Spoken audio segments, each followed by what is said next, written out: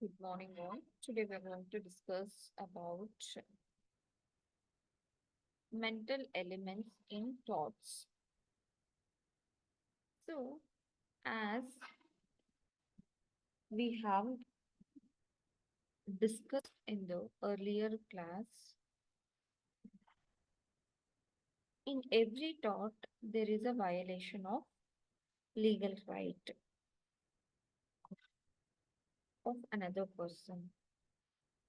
Such violation may be the result of deliberate intention. For example, an assault or culpable negligence where the foresight of the consequence is present, though they are not directly desired. For example, again, reckless driving in crowded street. So the fundamental principle of criminal law is contained in the maxim actus non facit reum mens fit rea. Example, the act itself creates no guilty mind. So the reason for this is not for to seek. So the ultimate end of law is to prevent harm by punishing the doer of it. So it is very, very clear that it is useless to punish a man unless he did the wrongful act with a guilty mind. So under criminal law, mens rea or a guilty mind is an important element for punishing a man for committing a crime. So here the question is how far mental element is an essential element for determining the tortious liability. So in doing any wrongful act generally, three stages of the human mind are examined. So which are as follows. One is motive, intention, and malice. So these three are the important mental elements: motive, intention, malice. First one, motive is that state of human mind which inspires him to do an act. A wrongful act is always the result of an inspiration to do an act. So, motive is the ulterior object of purpose for which any act is done. For example, A steals some property of B. Here, the immediate object may be to steal money or property of B, but ulterior object may be to buy food for him. So, motive is not an essential element in tort. Students, it is very, very clear that nowhere the motive is very, very essential element in tort, but it is an important essential element only for the crime. So, if an act is lawful, then it will not become illegal because it has been done with wrong motive. Similarly, in the same way, if an act is illegal, then it will not be lawful merely because it has been done with good motive. So, it is the act, not the motive for the act, which is regarded as the essential. So, in Allen versus Flood, so the Lord Batson said it very clearly that although the rule may be otherwise with regard to crimes. So here, the law of England does not take account of motive as constituting an element of civil wrong. So any invasion of the civil right of another person is in itself a wrong It is considered as a legal wrong, carrying with it liability to repair its necessary or natural consequences, so far as these are injurious to the persons whose right is infringed, whether the motive which prompted it to be good, bad, or indifferent. So there are some exceptional cases where motive is irrelevant as an ingredient, as taught of malicious prosecution, a malicious abuse of process, and malicious falsehood. So motive is always said to be relevant in torts of defamation, nuisance, and conspiracy. So hence, it is very, very clear that motive is a state of human love, so which always inspires him to do an act. So a wrongful act is always the result of an inspiration to do an act. So motive is ulterior object of purpose for which an act is done. So, but in thought, it is very clear that motive is not at all an essential element in thought, but it is always an important essential element in crime, but not in thought. So the second topic is in the same, it is a subtopic, it is known as the intention. So, what is intention? According to Salmon, intention means the purpose, object or the purpose for which the act is done. So, in intention, the wrongdoer has full knowledge of the consequences of the act which he wants to achieve. So, it is difficult to know the intention with which the act is done. So, it is a state of mind. So, intention can be determined by the conduct of a person who does an act. So, motive and intention are generally used in the same sense, but both differ from each other.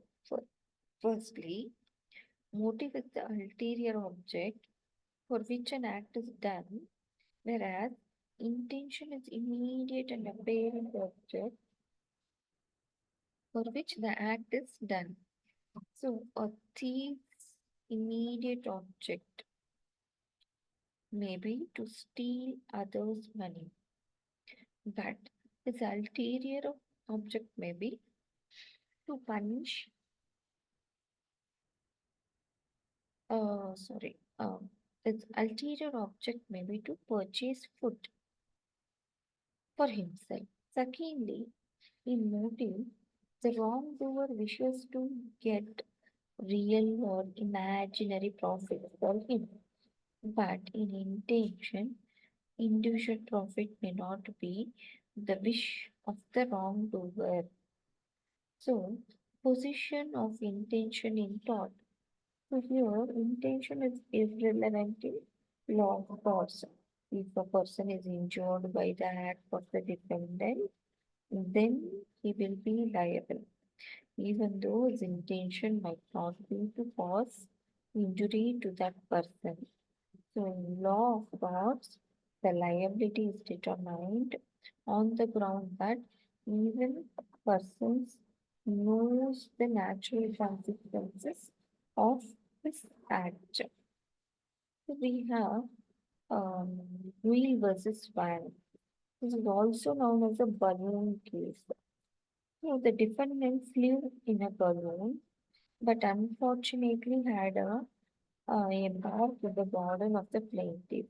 So in the plaintiff's garden, so the people started to come, and there was a big, huge crowd entered the garden to witness him, as a result of which the garden was so damaged. So here the plaintiff sued the defendant for damages. So defendant played that he never intended to harm the plaintiff in such manner, but it happened accidentally. But the court held that the defendant was liable because loss to the plaintiff's garden was the natural consequences of the defendant's act, and the crowd would naturally wish to see the person flying in the balloon. So the defendant could foresee the consequences of the act, and it was sufficient that plaintiff had suffered loss. So in the same way, we have in Wilkinson versus Downton. So the defendant jokingly told the plaintiff that her husband had broken his leg in an accident and was admitted to a hospital. This shocked her and she got seriously ill. She sued the defendant for the damages. So the defendant contended that he never intended to cause any harm to the plaintiff, but it was just to cut the joke only. But the court held that intention is not an essential element in tort, but the defendant knew the natural and probable consequences of his act, so which caused the defendant damages, and therefore he was liable. So whether he intended it or not, it is not at all necessary. So this is the second point, and the third point is known as the malaise. So malaise.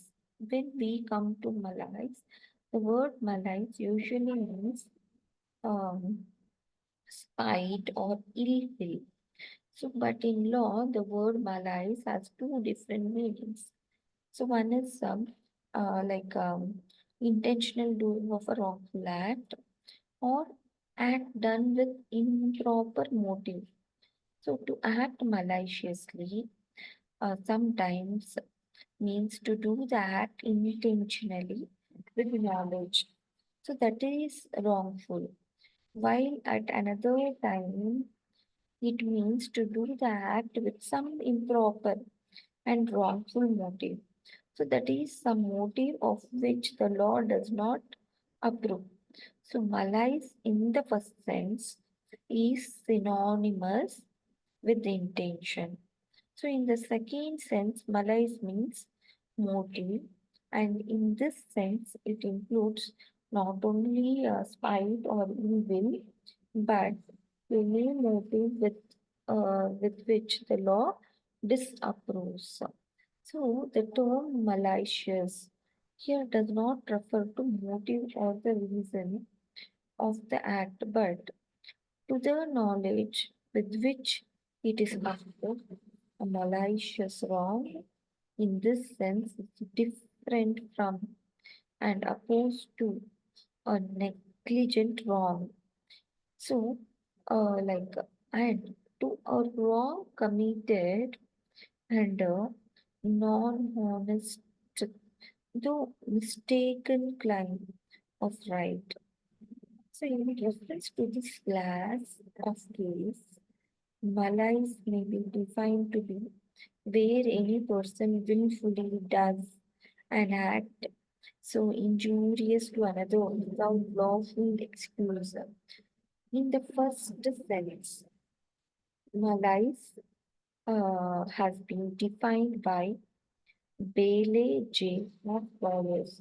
So always the malice in common parallels means it is said to be ill will against a person, but in legal sense it means a wrongful act done intentionally without any just cause or excuse.